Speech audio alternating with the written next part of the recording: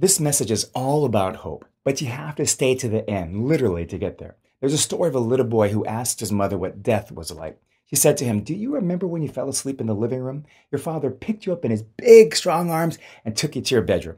When you woke up, you found yourself in another room." Death for the Christian is just like that. You go to sleep in one room and wake up in another. Helen Keller says something very similar when she said, "Death is no more than passing from one room into another room. But there's a difference for me, is what she said, because in that other room, I shall be able to see." Death is one of those topics that makes many people, many of us, uncomfortable, and with good reason. We really don't know. We don't know what happens. We don't know how it feels. We don't know if this is all we have. We don't know how much it hurts. And it's not like we have multiple times to practice and get more comfortable with the idea. Not going to happen. This kind of stuff doesn't leave us feeling comfortable. In fact, it leaves us afraid.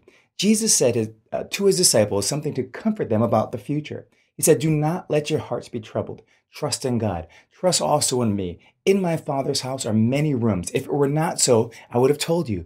I am going there to prepare a place for you.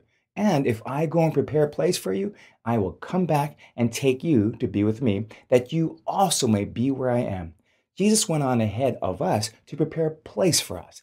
I think of this like a bend in the road. The people that have gone ahead of us are not lost to us forever. They're just out of sight for now. If you've ever been on a road, maybe following a car that's pulled ahead of you into a turn, you know what it means to lose sight of them. After a few moments, you make the turn yourself and you see the new road stretched out before you. And it's a glorious view.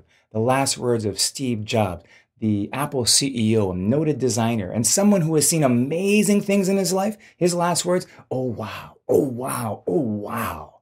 On the last day of Thomas Edison's life, his wife leaned in close and asked, "Are you suffering?"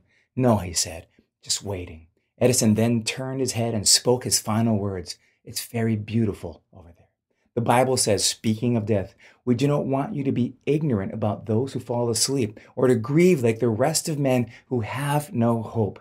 We believe that Jesus died and rose again, and so we believe that God will bring with Jesus those who have fallen asleep in him. Live your life on purpose and with hope for the future.